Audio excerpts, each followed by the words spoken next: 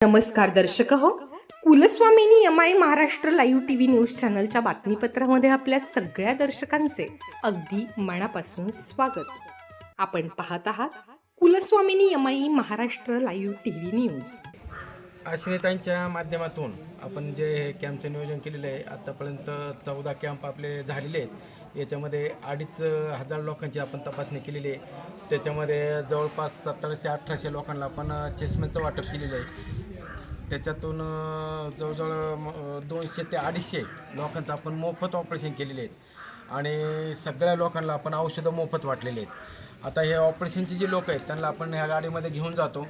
या गाडीतून घेऊन गेल्याच्यानंतर आज तपासण्या होतात. त्यांना जेवण, खाणं, राहणं, औषधं, चष्मे हे सगळं मोफत देऊन त्यांचं ऑपरेशन मोफत करून त्यांना परत ज्या त्या गावामध्ये आपण सोडवतो.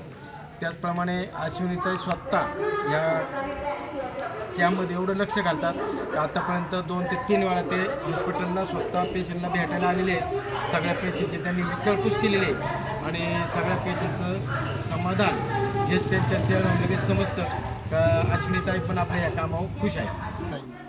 100% अजित पवार गटातून त्या उभ्या आहेत.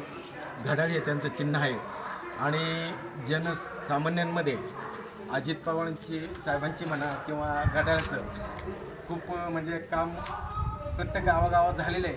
त्यामुळं अश्विनीताई निवडून येतील ही आम्हालाच नव्हे तर गावकऱ्यांना पण अपेक्षा आहे. रवींद्र कानडे डॉक्टर मनोहर डोळे मेडिकल फाउंडेशन या संस्थेमध्ये गेले 25 वर्ष काम करत आहे. जनसंपर्क अधिकारी म्हणून मी या ठिकाणी काम करतो. कारण सर्व जनसामान्य लोकांसाठी एक महत्त्वाची सूचना मला सांगायची या ठिकाणी तुमच्या माध्यमातून. आत्तापर्यंत आपण फक्त मोतीबिंदूचे ऑपरेशन पूर्णपणे मोफत करत होतो, पण एक 3 महिन्यापासून आपल्याकडं महात्मा फुले योजना हे देखील चालू झालेलं आहे.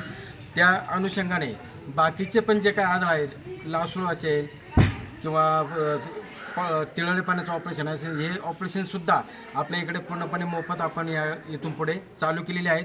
तर सर्व लोकांनी या फायदा घ्यावा या हॉस्पिटलचा.